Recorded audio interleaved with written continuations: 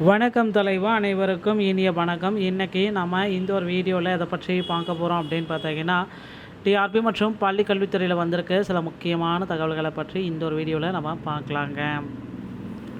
So இனி எந்த கட்சி ஆட்சிக்கு வந்தாலும் ஆசிரியர்களுக்கு மகிழ்ச்சியான செய்திகள் வர இருக்கு.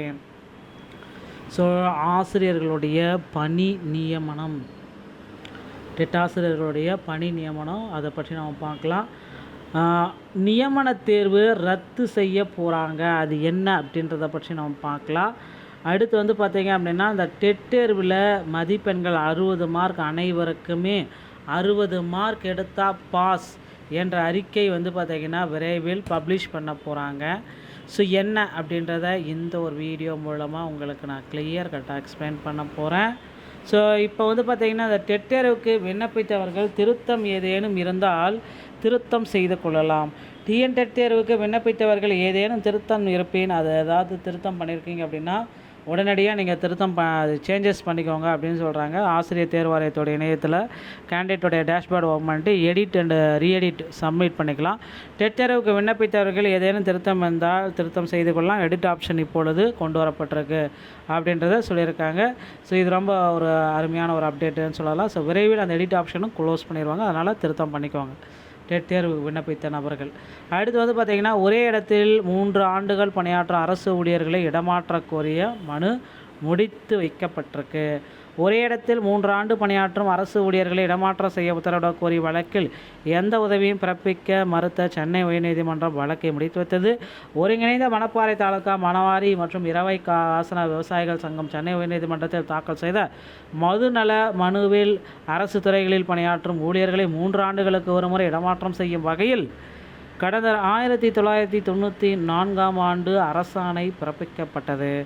வேளாண் வருவாய் மற்றும் கடல் துறை உள்ளிட்ட துறைகளில் அரசு அதிகாரிகள் 3 ஆண்டுகளுக்கு மேல் பணியாற்றி வருகின்றனர். இதன் காரணமாக அரசு நலத்திட்டங்களை தங்களுக்கு வேண்டியவர்களுக்கு அதிகாரிகள் வழங்குகின்றனர். ஸோ இதனால் வந்து பார்த்திங்கன்னா அவங்கள வந்து பார்த்திங்கன்னா ட்ரான்ஸ்ஃபர் பண்ணியிருக்காங்க. தலைமை நீதிபதி எஸ் தர்மாகாரி, நீதிபதி அருள்முருகன் ஆகியோர் அடங்கிய அமர்வில் வியாழக்கிழமை விசாரணைக்கு வந்தது. வழக்கை விசாரித்த நீதிபதிகள் அரசு தரப்பில் அதிகாரிகள் பணிமாற்றம் தொடர்பதியால் இதை பொதுநல வரத்தாக கருத முடியாது அப்படின்றத கோர்ட்டு முடித்து வச்சுட்டாங்க. அடுத்து வந்து பார்த்திங்கன்னா, அந்த டெட் தேர்வில் நிறைய பேர்த்துக்கு வந்து பார்த்திங்கன்னா அனைத்து நபர்களுக்குமே 60 மார்க் எடுத்தால் பாஸ் என்ற அறிக்கை விடணும் அப்படின்ற மாதிரி கோரிக்கை போயிட்டுருக்கு.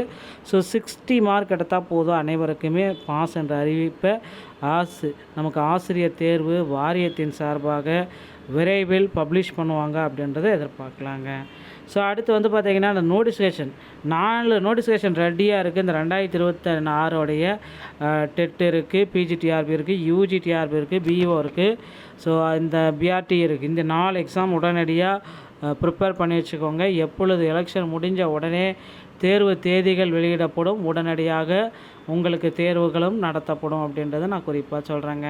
ஸோ அதனால் இப்போந்தே உங்களுடைய அப்டேட்டு ஸ்டடீஸ் எல்லாமே முடித்து வைத்து கொள்ளுங்கள்.